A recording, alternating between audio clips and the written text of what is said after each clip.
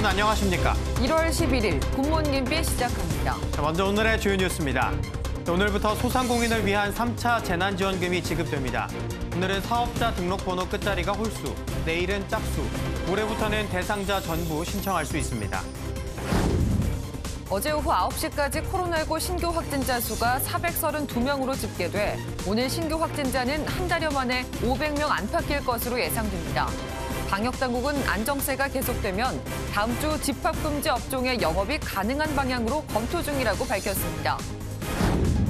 일본에서 영국이나 남아프리카 공화국에서 나온 코로나19 변이 바이러스와는 또 다른 변이 바이러스가 처음 발견됐습니다. 수도권에 긴급 사태를 선언했던 일본 정부는 대상 지역을 지방으로 확대하는 방안을 검토하고 있습니다. 문재인 대통령이 오늘 신년사를 통해 코로나19 극복 의지를 강조할 예정입니다. 대북 메시지에도 관심이 집중되는데 전직 대통령 사면과 관련한 발언은 없을 것으로 예상됩니다. 기록적인 한파가 계속되면서 한강이 꽁꽁 얼고 동파 신고가 잇따랐습니다. 오늘도 서울의 아침 기온이 영하 12도까지 떨어져 출근길 한파가 기승을 부리겠지만 내일 낮부터 평년 기온을 회복할 것으로 보입니다. 월요일 출근길 오늘도 부국 한파의 기세가 여전합니다. 벌써 2주째 이어지고 있는데요. 자세한 날씨 야외에 나가 있는 기상캐스터 연결해 알아보겠습니다. 민미경 캐스터, 오늘은 얼마나 춥습니까? 네, 지난주 금요일만큼은 아닌데요. 월요일 출근길인 오늘도 강추위는 여전합니다. 추위는 겪어도 적응이 되지 않습니다. 한파특보구역이 줄어들고 완화되긴 했지만 중부와 경북 곳곳으로는 계속 한파경보가, 그 밖에 중부와 전북, 경북으로는 한파주의보가 이어지고 있습니다. 지금 대관령의 기온은 영하 19.3도까지 떨어졌고요. 서울도 영하 9.5도, 안동은 영하 13도를 가리키고 있습니다. 오늘도 따뜻하게 입으셔야겠습니다. 그래도 내일 낮부터는 대부분 지역에서 영상권을 회복하면서 북극 한파도 점차 누그러지겠습니다. 오늘 전국에 구름 많겠습니다. 한편 지금 제주에서는 비나 눈이 오는 곳이 있는데요. 제주 산지에서는 내일 아침까지 최대 15cm의 폭설이 쏟아지겠고 충남 서해안과 호남 서부에서도 밤사이 1에서 3cm가량의 눈이 오겠습니다. 이 시각 기온 보시면 춘천 영하 14.2도, 청주와 대전 영하 9도 선으로 시작합니다. 한낮에는 서울 영하 3도, 대전 영하 2도, 전주 영하 1도가 예상됩니다. 일부 남부지방에서는 먼저 영상권을 회복하겠지만 평년보다는 계속 춥겠습니다. 내일 낮부터 한파가 누그러지고 나면 당분간 큰 추위는 없을 전망입니다. 하지만 한파가 길게 이어지면서 아직도 눈이 녹지 못해 도로가 미끄러운 곳이 많습니다. 낙상사고와 미끄럼 사고 발생하지 않도록 각별한 주의가 필요하겠습니다. 지금까지 여의도 환승센터에서 날씨 전해드렸습니다. 한강도 얼린 역대급 한파에 곳곳에서 동파 사고도 잇따랐습니다. 소화전 배관이 터져 아파트 전체가 물바다가 되는가 하면 3층 높이의 고드름도 생겼습니다. 박규원 기자입니다. 매서운 한파에 한강이 빙판으로 변했습니다. 얼지 않은 부분을 찾기 어려울 정도로 하얀 얼음이 끝도 없이 펼쳐집니다. 깨진 조각들은 다시 얼어붙어 거대한 얼음덩어리가 됐고 두껍게 얼어버린 강이 신기한지 올라가 보는 시민들의 모습도 눈에 띕니다. 어제 아침 최저 기온은 강원도 평창이 영하 24.7도까지 떨어졌고 서울도 영하 12.8도를 기록하는 등 강추위가 이어졌습니다. 소화전에서 엄청난 수압의 물이 한꺼번에 뿜어져 나옵니다. 복도와 계단으로 흘러넘친 물은 마치 폭포를 연상케 합니다. 어제 오후 1시쯤 서울 동대문구의 아파트에서 소화전 배관이 동파로 터지면서 동 전체가 물바다가 됐습니다. 출동한 소방관들이 30여 분 만에 누수를 막았지만 물이 세대 안까지 들어오고 복도는 빙판으로 변해 주민들은 큰 불편을 겪었습니다. 어제 오후 4시 30분쯤 경기도 구리의 한 숙박업소 외벽에 건물 3층 높이의 고드름이 생겼습니다. 소방당국은 주변을 통제하고 3시간여 만에 고드름을 제거했는데 숙박업소 건물에 수도관이 터진 것으로 알려졌습니다.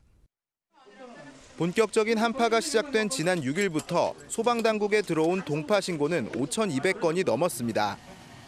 MBN 뉴스 박규원입니다.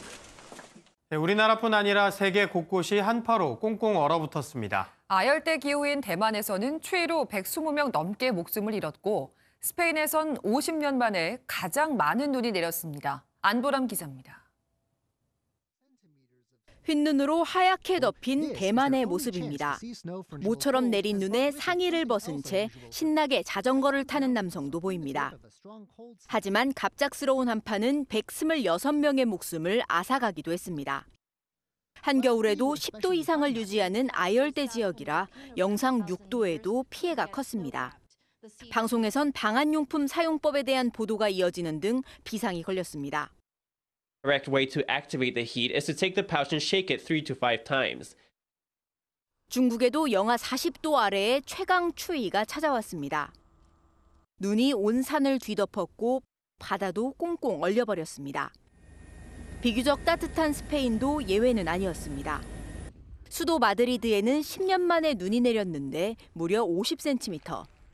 1971년 이후 50년 만의 최고치로 스키를 타고 거리를 이동하는 시민까지 등장했습니다. Pues hay que aprovechar hoy que se puede, no todos los días se puede bajar la puerta de Alcalá. 발칸반도에 있는 보스니아에도 폭설이 내렸는데 눈과 추위는 가뜩이나 어려운 이민자들을 더욱 힘들게 했습니다. MBN 뉴스 안보람입니다. 한파 속에 헬스장 업주들이 촛불 시위에 나섰지만 방역당국은 17일 이후에나 일부 풀어줄 수 있다는 입장을 밝혔습니다. 신규 확진자는 나흘째 600명대를 기록했지만 여전히 불안 요인이 도사리고 있습니다. 강재묵 기자가 취재했습니다. 영하 10도의 강추위 속에 헬스장 관련 협회 회원들이 더불어민주당사 앞에 335 모여 촛불을 들었습니다. 피를 토하는 심정으로 단 1%의 형평성도 고려하지 않은 채 통제와 강압으로 일관한 정부의 몰지각한 핀셋 방역 행태를 비판했고 이날 집회에서는 실내 체육시설에 대한 정부의 실효성 있는 정책 마련을 강하게 촉구했습니다. 방역당국은 이들 실내 체육시설이 감염 우려가 높은 업종이라며 17일 이후에나 영업 제한을 풀 수 있다는 입장입니다. 민생 경제의 어려움이나 이런 고충들을 생각할 때 17일 이후 집합 금지를 더 이상 유지하는 것 자체가 쉽지 않다고 저희도 공감은 하고 있지만 방역적으로는 사실 여러 고민이 함께 공존하는 것도 사실입니다. 하지만 부산시는 오늘부터 밤 9시까지 실내 체육시설의 운영을 허용하는 등 지방자치단체별로 완화 움직임도 나타나고 있습니다. 한편 코로나19 신규 확진자는 665명으로 나흘째 600명대를 기록했습니다. 감염 재생산 지수도 0.88로 낮아지면서 감소세가 확연해지고 있습니다. 다만 검사 건수 대비 확진자인 양성률은 1.96%로 어제보다 2배 가까이 상승해 당국이 긴장의 끈을 놓지 못하고 있습니다. 방역 실천이 조금씩 효과를 발휘하고 있습니다. 확실히 안전 국면으로 접어들려면 이번 한 주 동안 사회적 실천력을 최고 수준으로 유지해야 하겠습니다. 정부는 이번 주 확진자가 500명대 밑으로 떨어지면 오는 17일 거리두기 단계를 낮출 가능성도 열어놓고 있습니다. MBN 뉴스 강재묵입니다. 영국이나 남아프리카 공화국에서 퍼진 것과 다른 제3의 코로나 변이 바이러스가 일본에서 발견됐습니다. 현재 일본 보건당국이 조사하고 있는데 감염자들이 최근 브라질에 머물렀다는 것 외엔 밝혀진 게 거의 없습니다. 전광열 기자입니다. 일본 후생 노동성이 지난 2일 하나다 공항으로 일본에 입국한 남녀 4명이 영국이나 남아공에서 발견된 것과 다른 변이 코로나19에 감염된 상태라고 발표했습니다.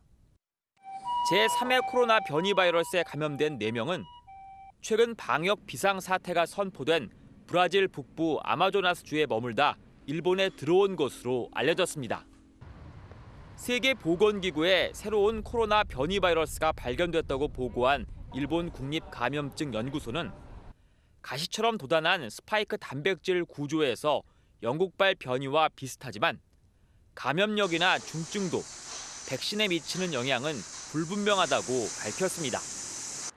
영국발 남아공발에 이어 제3의 변이 바이러스까지 나온 일본에선 어제 오후 8시까지 일요일 기준으로 최다인 6,076명의 신규 확진자가 나왔습니다.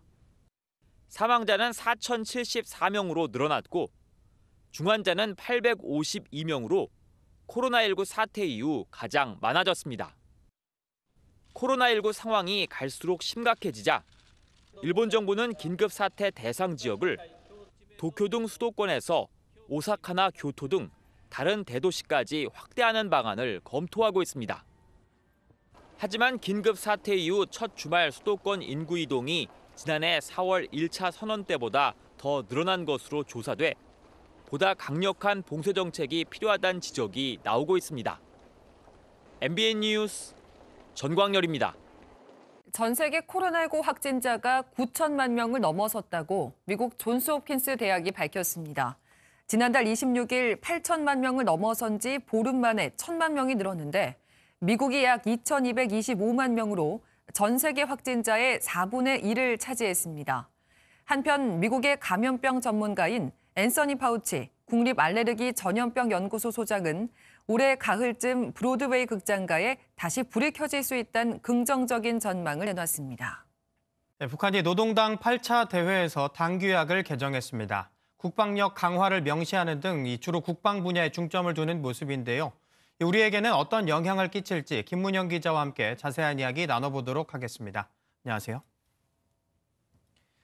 네, 김 기자, 우선 이 북한이 어제 당규약을 개정을 했습니다. 그리고 나서 이 국방력 강화를 명시했다는 건데 이게 어떤 의미가 있는지 설명을 해주시죠. 네, 5년 만에 바뀐 북한의 노동당규약은 국방력 강화에 방점을 찍었습니다. 네. 특히 통일과업의 달성을 위해 강력한 국방력으로 군사적 위협을 제압한다는 문구가 눈길을 끄는데요. 예. 우선 발표 내용을 함께 들어보시겠습니다. 이것은 강위력한 국방력에 의거하여 조선반도의 영원한 평화적 안정을 보장하고 조국 통일의 역사적 위협을 앞당기려는 우리 당의 확고부동한 입장의 반영으로 됩니다. 네, 지금까지 북한은 주체 사상을 우리나라에 전파하고 남한의 혁명을 일으킨다는 김일성 시대의 통일 노선을 추진해 왔는데 예. 이게 현실적으로 불가능하다는 것을 깨닫고 군사력을 강화해 통일을 이루겠다는 새로운 통일 노선을 채택한 것으로 보입니다. 예. 또 핵무력의 고도화를 국정 운영의 주된 방향으로 삼겠다는 의지도 과시하려는 것으로 보입니다. 그제 핵잠수함 개발 발언과 같은 맥락으로 오는 20일 출범하는 바이든 미국 행정부 등을 향해 대외적으로 압박하는 성격도 있는 것으로 풀이됩니다. 네. 그러니까 군사력을 강화해서 통일을 이루겠다 그런 뜻이군요. 그리고 이 노동당의 조직도도 개편이 이루어졌습니다. 네. 정부국이 폐지되고 비서국이 다시 부활했는데 이건 또 어떤 의미가 있나요? 네, 과거 소련도 그렇고 공산당에서는 비서들이 제일 중진인데 예. 그중에서도 총비서가 비서 가운데 제일 우두머리가 되는 체제입니다. 예. 그런데 지난 2016년에 7차 당대회에서 이 비서국을 정무국으로 바꿨는데요. 네. 그러면서 김정은 위원장이 조선노동당 위원장직을 그때 새로 만들었습니다. 예. 위원장으로 취임을 하기 위해 비서국을 해체했었던 건데 그 뒤부터 북한에서 위원장이라는 이 직함이 남발되고 있습니다. 이렇다 보니 위원장이라는 직위를 이런 식으로 김정은에게만 부여하거나 권위를 강화하기 위한 것이라는 해석이 나오고 있습니다. 정책 집행기구로서 정무국이 비서국으로 바뀌었기 때문에 김정은 위원장은 당 위원장의 호칭을 유지한 채 비서국 총비서의 호칭도 함께 쓸 가능성이 높은 것으로 분석합니다. 네, 그리고 관심 가는 게 이 백두혈통 김여정 부부장입니다. 김여정 부부장 이번에 지위가 승격할 거다 이런 얘기가 계속해서 나왔었는데 아직 본격적인 발표는 없었죠? 네, 그렇습니다. 김여정 부부장은 최근 5년 동안의 지위가 수직으로 상승하고 있는데요. 예. 현재는 당 정치국의 후보위원인데 우리나라로 치면 부총리급 정도 되는 그런 지위입니다. 지금 북한에선 사실상 김정은, 김여정을 앞세운 남매 통치가 이뤄지고 예. 김여정이 사실상 대남 대미 관계를 총괄하는 것으로 보이는데요. 승격 가능성은 이번 당대회 배치 등에서도 드러났습니다. 대회장으로 입장하는 김 위원장의 뒤로 여동생 김여정과 측근 조용원이 바짝 따라붙었습니다. 김 위원장의 최측근인 두 사람은 8차 당대회 집행부 명단에도 새로 이름을 올렸는데요. 이 주석단 둘째 줄에 위치한 김여정 제1부부장의 정치국 위원 승격 관측도 나오는 이유입니다. 예. 지금 화면에서 보시는 것처럼 김 부부장이 현재는 둘째 줄에 앉아 있는데 곧 첫째 줄로 내려오지 않을까 이렇게 예상이 됩니다. 예. 그리고 이 북한 당 대회가 어제까지 진행된 것만 쳐도 이 엿새째가 진행이 된 건데 이전의 당 대회들보다는 훨씬 길어진 것 같거든요. 이거는 어떤 특별한 이유가 있을까요? 네. 북한 당대회에서는 당 중앙지도기관의 선거와 또 결정서 채택이 남아 있습니다. 예. 당대회의 전체 일정은 이 결정서 채택 여부에 따라 달려있을 것으로 보이는데요. 예. 이 결정서가 왜 중요하냐면 당의 공식 입장을 정하고 다음 당의 대회까지 국정 운영의 기본 방향을 발표하는 절차입니다. 예. 이른바 국정 철학을 정하고 발표하는 건데요. 지금까지 북한의 굵직하고 중요한 결정들이 이 당대회 결정서를 통해 주로 발표됐습니다. 예. 예외적으로 김정일 위원장 때 36년 동안 개최되지 않았지만 김정은 위원장이 다시 개최하도록 했고요. 하지만 이번 당대회에서는 이 결정서 채택을 하지 않을 수도 있다는 예상이 나왔습니다. 예. 북한이 섣불리 다음 행보를 결정하는 것에 주저하고 있다는 분석인데요. 가장 중요한 결정인 만큼 마지막 날에 발표할 수 있다는 의견도 나오는 등 분석이 좀 많이 엇갈리고 있습니다. 예. 한편 일각에서는 당대회 폐막에 맞물려 이 열병식을 개최할 가능성도 좀 제기되고 있습니다. 당대회가 끝나더라도 한동안은 북한을 예의주시해야 할 것입니다. 북한 8차 당대회 지금까지 어떤 내용이 나왔는지 확인해 봤습니다. 김 기자 이야기처럼 이 마지막까지 유심히 지켜봐야 할 것 같습니다. 지금까지 김문영 기자였습니다. 고맙습니다. 오늘부터 코로나19 확산으로 피해를 본 소상공인 276만 명 등 총 580만 명에게 최대 300만 원의 재난지원금이 지급됩니다. 오전 8시에 신청하면 당일 저녁에 바로 받을 수 있다고 하는데요. 오늘은 사업자 등록번호 끝자리 수가 홀수, 내일은 짝수, 모레부터는 대상자 전부 신청할 수 있습니다. 그런데 누구는 충분치 않은 돈이라고 하지만 이마저도 받지 못하고 소가를 하는 사람들이 있다고 하는데요. 오지혜 기자가 만나봤습니다. 볼링장을 운영 중인 안형준 씨는 코로나19로 정부 지침에 따라 문을 닫고 있습니다. 정부는 피해 업종에 재난지원금을 지급하지만 안 씨에겐 그림의 떡입니다. 직원 수 4명 이하에 연매출 4억 이하라는 지급 기준에 맞지 않기 때문입니다. 복구할 만한 금액은 아니지만 그래도 이제 저희만 소외됐다는 그런 기분이 들어서 안 그래도 경제적으로 힘든데 심정적으로 더 힘들어지는 그런 부분인 것 같습니다. 또 다른 볼링장도 마찬가지입니다. 볼링장 규모상 임대료와 인건비 등 매달 고정 지출이 8천만 원이라 매출이 있어도 고스란히 뒤로 새버립니다. 있는 사람은 못 받고 이런 걸 떠나서 담보로 대출받아서 하는 사람들 있잖아요. 단지 직원이 5명 이상이라 안 되고 4억 이상이라 안 되고. 영업은 금지됐지만 지원 대상에서 제외된 곳은 또 있습니다. 일부 학원과 롤러스케이트장, 수영교실 등은 직원이 5명이 넘는 탓에 정부 지침을 따르고도 재난지원금을 못 받습니다. 아르바이트생 포함해서 인원이 9명이라 지원을 못 받는 걸로 해서 지원이 못 받았거든요. 이번에도 당연히 못 받는 걸로 알고 있어요. 정부는 한정된 재원으로 신속한 지원을 하려다 보니 정확한 피해 규모 파악이 어렵다는 입장입니다. 매출이 늘어난지를 일일이 확인하고 드렸을 때는 너무 집행경로가 복잡해서. 하지만 코로나 장기화로 양극화가 커지고 있는 만큼 앞으로는 지원 방안을 정교하게 다듬을 필요가 있어 보입니다. MBN 뉴스 오지혜입니다. 3차 재난지원금이 선별적으로 지급되다 보니 여당은 전국민 지원금을 한 차례 더 줘야 한다고 하고 정부는 난색을 표하는 국면이 계속되고 있습니다. 야권에선 정부 주장에 공감하며 여권의 전국민 지급 주장을 선거용이라고 비판하고 있습니다. 백길종 기자입니다.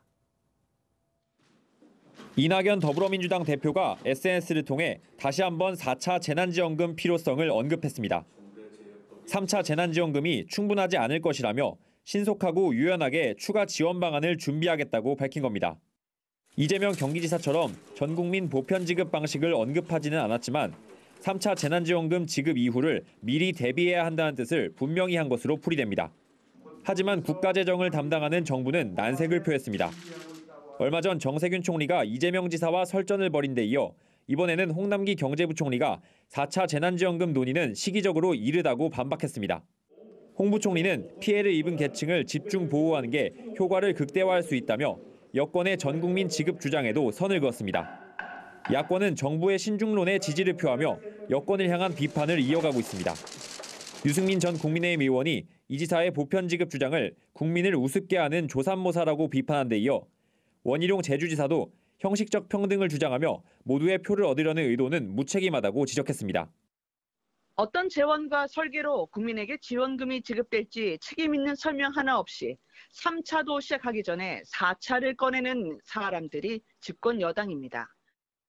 백신 보급 전까지 전국민 재난지원금 지급을 구상하는 여당과 이를 선거용 포퓰리즘이라 비판하는 야당의 마찰이 당분간 이어질 것으로 보입니다. MBN 뉴스 백길종입니다. 입양 부모의 학대로 생후 16개월에 숨진 이른바 정인이 사건에 대한 재판이 이번 주부터 열립니다. 양모에 대한 살인죄가 적용될지에 관심이 쏠리고 있습니다. 정태웅 기자입니다. 태어난 지 16개월 만에 양부모의 학대로 짧은 생을 마감한 정인이. 아이에게 하실 말씀 없으십니까? 아이에게 미안하지 않으신가요? 정인이의 양부모에 대한 첫 재판이 모레 열립니다. 양모인 장모 씨는 아동학대치사 등 4개 혐의, 양부 안모 씨는 아동유기 방임 등 2개 혐의를 받습니다. 특히 장 씨에 대해 살인죄가 적용될지에 대한 관심이 높습니다. 폭행 당시 살해 의도가 있었는지 여부가 핵심인데 검찰은 최근 법의학 전문가들에게 사망 원인에 대한 재감정을 의뢰했습니다. 살인 혐의가 추가로 적용될 경우 장 씨에 대한 형량은 크게 늘 것으로 보입니다. 한편 시민들은 진정서 수백여 건을 재판부에 제출하는 등 정인이 사건에 대한 분노는 쉽게 가라앉지 않고 있습니다. MBN 뉴스 정태웅입니다. 어제 오후 8시쯤 전남 여수의 한 물류회사에서 30대 남성이 석탄 운송대에 몸이 끼이는 사고가 발생했습니다. 소방당국은 사고 발생 2시간 30여 분 만에 심정지 상태의 남성을 구조해 병원에 이송했지만 남성은 결국 숨졌습니다. 이 남성은 협력업체 소속으로 알려졌는데 경찰은 물류회사 관계자 등을 상대로 안전규정 준수 여부 등 사고 경위를 파악하고 있습니다. 미국 민주당이 이번 주 트럼프 대통령에 대한 탄핵 소추안 표결에 나설 것으로 보입니다. 임기가 열흘밖에 남지 않은 상황에서 표결까지 갈 게 아니라 당장 물러나야 한다는 요구가 친정인 공화당에서도 나오고 있습니다. 이기종 기자입니다. 미국 민주당이 5명이 숨진 의회 난동 사건의 책임을 물어 이르면 내일 트럼프 대통령 탄핵 소추안의 하원 표결에 나섭니다. 민주당이 하원 435석 중 222석을 차지해 과반 찬성이 필요한 탄핵 소추안 통과에는 문제가 없습니다. 하지만 민주당과 공화당이 50대 50인 상원 100석 중 통과 요건인 3분의 2 이상, 최소 67명의 찬성표를 얻기는 어려운 상황. 민주당은 상원 표결은 아예 바이든 당선인 취임 후로 미루는 방안도 검토하고 있습니다. 트럼프 대통령의 임기는 끝나지만 대통령 재출마는 막을 수 있다는 계산입니다. 표결까지 갈 것 없이 트럼프 대통령이 하야해야 한다는 목소리도 높습니다. 친정인 공화당에서도 일부 인사들이 반기를 들었습니다. I think at this point, with just a few days left, it's the best path forward. 공화당 소속 레리 호건 메릴랜드 주지사는 의회 난동 당시 주 방위군 투입이 90분이나 지연됐다고 말했습니다. Our guard mobilized and was ready, but we couldn't actually cross over the border into D.C. without the okay, and that was quite some time. 미 언론은 트럼프 대통령은 애초 주방위군 동원에 반대했다고 전했습니다. MBN 뉴스 이기종입니다. 북한 최고 지도자인 김정은 국무위원장이 노동당 총비서로 추대됐습니다. 조선중앙통신은 어제 열린 8차 당 대회에서 김정은 국무위원장을 조선노동당 총비서로 높이 추대할 것을 결정했다고 보도했습니다. 김 위원장의 여동생인 김여정 제1부부장은 기존 직책이었던 정치국 후보위원회에서도 빠졌고 당 부장 명단에도 이름을 올리지 못했습니다. 1년 내내 겨울만 손꼽아 기다려온 사람들이 있습니다. 바로 얼음 조각가들인데요. 추위도 잊고 예술혼을 불태우는 이들을 만나보시죠. 자르고 다듬고 꽁꽁한 얼굴로 얼음 조각과 씨름하는 이들. 제7회 얼음 조각 러시안컵에 참가한 조각가들인데요. 최소 3m 이상의 대형 작품을 만들어야 하는 만큼 닷새에 걸쳐 대회가 열립니다. 얼음을 다루다 보니 추위와도 싸워야 하지만 모두들 추위도 녹일 듯 예술혼을 불태우는데요. 한겨울에 영하 40도까지 내려가는 러시아 페름이기 때문에 재료 부족은 걱정할 필요가 없다고요. 크리스탈처럼 명롱한 얼음 조각이 완성되면 얼마나 아름다울지 기대되네요. 미국 메이저리그 템파베이 레이스의 최지만 선수는 다리를 찢는 호수비로 주목받았었죠. 그의 유연함을 올림픽 체조계의 전설에 빗대기도 했는데 그 전설이 100세 생일을 맞았다고 합니다. 100세 생일 케이크를 받고 소녀처럼 좋아하는 할머니의 이름은 아그네스 켈레티입니다. 현존하는 최고령 올림픽 금메달리스트이자 헝가리의 체조 영웅인데요.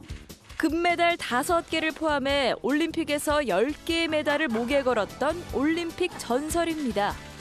2차 세계대전과 발목 부상이란 장애물을 딛고 체조 선수로 늦은 나이인 31살의 올림픽 시상대에 처음 올랐다는 켈레티 할머니.